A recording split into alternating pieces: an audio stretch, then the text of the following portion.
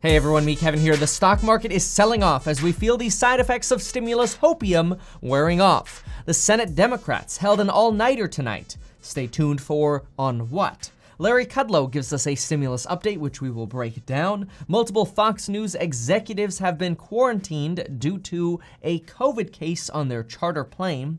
Donald Trump is upset on Twitter, and folks, let's hit the news. Quick note, I have literally gotten buried with emails from y'all asking for bundle coupons last night and through the night. So I'm keeping the coupon code active a little bit longer while I catch up to these emails. So seriously, thank you all for the support.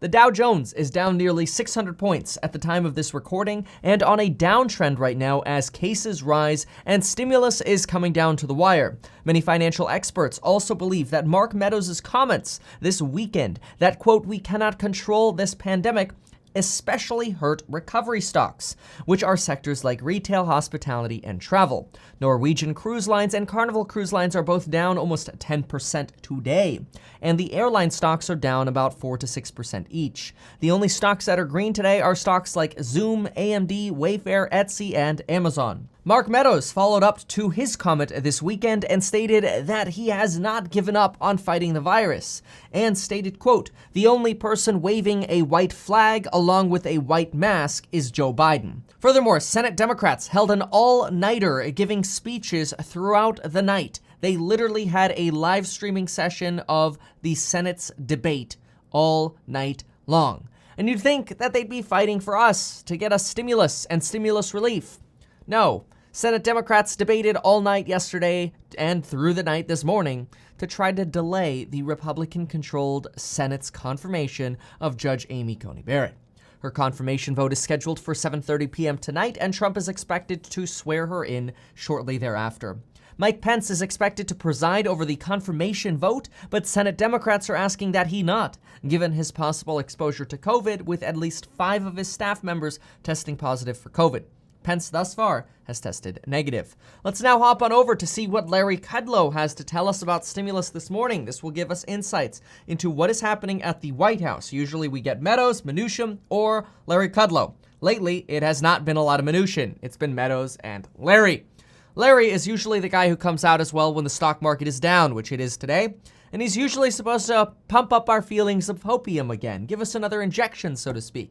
Let's see what he has to say today. Just to ask, because at this point, it just seems like tilting at windmills. My guess is we're not going to get anything done in the next month and potentially not for at least 3 or 4 months after that, as you wait for the new Congress to be seated and for Inauguration Day. What do you think is really happening here? Well, look, I don't want to make any predictions on this. The talks have certainly slowed down, but they're not ending. I mean, one thing I will say is the committee chairmen on both sides, Senate and House, have been meeting and discussing various aspects, you know, the small business loans and many other issues, different appropriations. We'll get a report this morning. Secretary Mnuchin will be talking to them. I think he's going to be talking to Speaker Pelosi. The big issue here right now is we're close, but there's still important policy issues that separate us. Quick note, Speaker Pelosi and Treasury Secretary Steve Mnuchin will be talking at 2 p.m. Eastern time today, which means we usually get an update about 2 hours later, so we should expect something around 4 p.m. Eastern time. Obviously, we know that there are still differences like the unemployment pay, there are differences on funding for students and schools and childcare, the verbiage on liability protections and testing and tracing. Yes, Nancy Pelosi and Steve Mnuchin have mostly passed this negotiation along to committee members, which we're hoping, as Larry Kudlow here says, that the chairmen have somehow magically come up with a deal over the weekend. They did say they'd work throughout the weekend, though every time I hear Congress say they're going to work throughout the weekend, I end up disappointed on Monday. And our team believes there have to be more compromises on the House side for us to get there.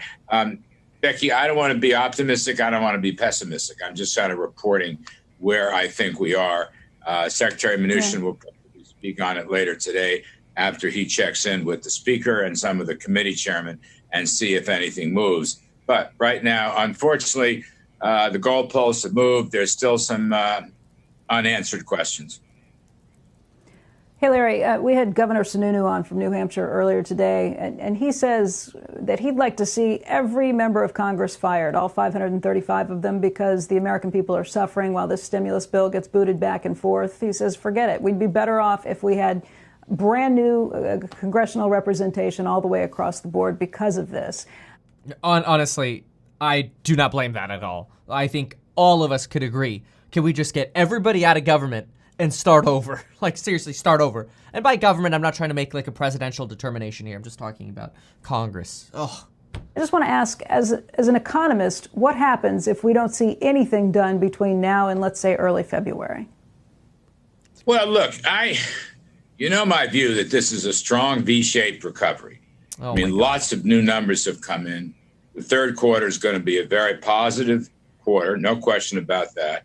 And just recently, we've had big numbers on housing sales and home builder sentiment and retail sales. And the problem is all of those are declining. We even had information this morning that the home sales last month were actually revised downwards. They were expecting the number to remain over 1 million and then September sales to come in over 1 million.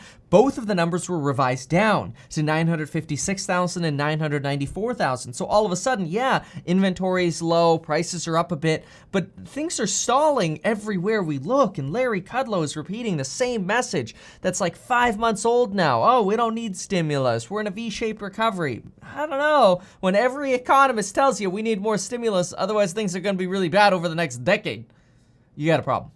Manufacturing, inventories have to be rebuilt. Even continuing claims plunged 1 million last week. So look, I think that the recovery, although there's a lot more work to do, let me be clear on that, especially on the employment side, nonetheless is proceeding probably faster than most folks thought. So I'll make that point. Second point is we've always argued, you've heard me say this, I think, certain areas could be helped by a deal, okay? Particularly, let me repeat, I'd like to see unemployment assistance. You know, President led with a executive order on unemployment assistance, the $300 plus $100 from the states. That's running out. So it would be a good thing. We put half the people have gone back to work. We didn't put them to work, but half of them gone back to work. I'd like to see some assistance on the unemployment side. I think the PPP small business would be extremely helpful. I think anything to do with helping schools open, COVID-19 related renovations, they need some help. The airlines need some help. In other words, there are specific targeted areas. We don't need a gigantic ideological political bill here. What we need is some targeted assistance area that would be a great help. All right, so I'm going to pause here really quickly. So Larry Kudlow saying, hey, we only need to prop up a few sections, right? We only need to give businesses some money and unemployed some money.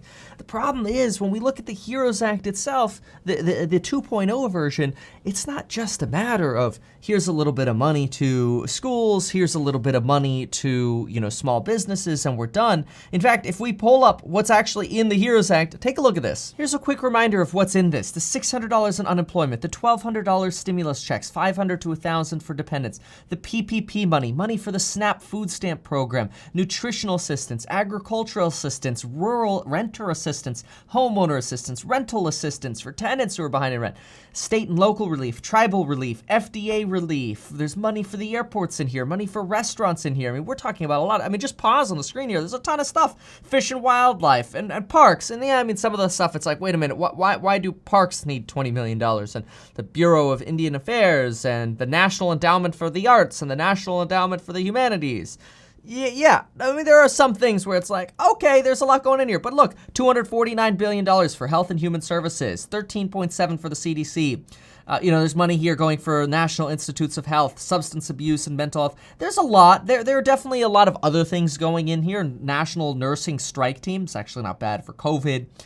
Money for, obviously, schools, the children, police forces, the post office, the FAA, Amtrak, broadband's in here. I mean, this is a massive EIDL money is in here. Main Street lending money is in here. I mean, there's so much money in this bill. It's crazy.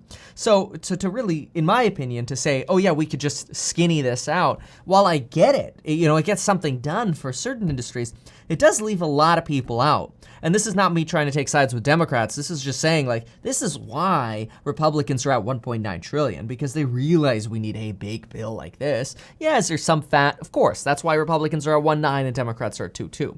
But these skinny individualistic proposals, I don't know, waste of time. In our view. So I don't want to predict where, when, how, and why, and so forth. They're still talking, but I acknowledge the clock is ticking. And of course, the big thing today is going to be Justice Barrett getting sworn in. I think she won't be sworn in, but I think she will pass the Senate. All right, well, so that's what Larry Kudlow had to say. But remember that Nancy Pelosi and Steve Mnuchin are expected to speak this afternoon at 2 p.m. We'll have updates on their conversation as soon as they come out. On COVID, we hit 60,789 new cases Sunday, following Friday with 85,000 cases and Saturday with 79,000 cases, both new daily highs. This is leading Donald Trump to freak out on Twitter. As we know, Donald Trump believes that case counts are perpetuated by the mainstream media and that case counts do not matter.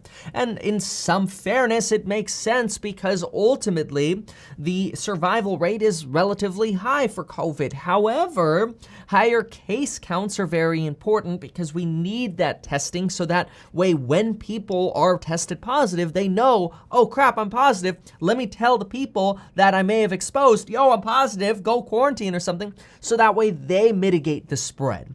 And unfortunately, when we look at positivity rates, that is how many people are having COVID out of a population of 100,000 people within a certain segment or area, we see that those rates are going up. So it's not just a matter of the nominal case counts. And obviously testing is important so that, again, we can let people know, like, oh crap, like, hey, that's fine. You know, we talked the other day and I got COVID. Maybe you should quarantine so you don't get the rest of your family sick. Furthermore, Dr. Scott Gottlieb, the former FDA commissioner, says we are at a dangerous tipping point in fighting this pandemic, which comes at the same time as AstraZeneca released information suggesting that they are seeing a positive immune response in their vaccine trials amongst older adults. They are calling this an encouraging sign. However, it remains to be seen how long this vaccine, or quite frankly, any vaccine, actually maintains an immune response. For example, if a vaccine is only effective for 2 months and we show an immune response for 2 months and then it goes away and we can catch COVID again, then in theory we would have to get vaccinated or at least a booster shot every 6 weeks, which would be very unrealistic. A vaccine is also not expected broadly until the middle of 2021. Additionally, multiple Fox News hosts and executives were asked to quarantine due to an infected person being on a charter flight with them. These include people like Brett Breyer and Martha McCallum, all popular Fox News hosts. Folks, thank you so much for watching. Get your 3 free stocks with Webull via the link down below.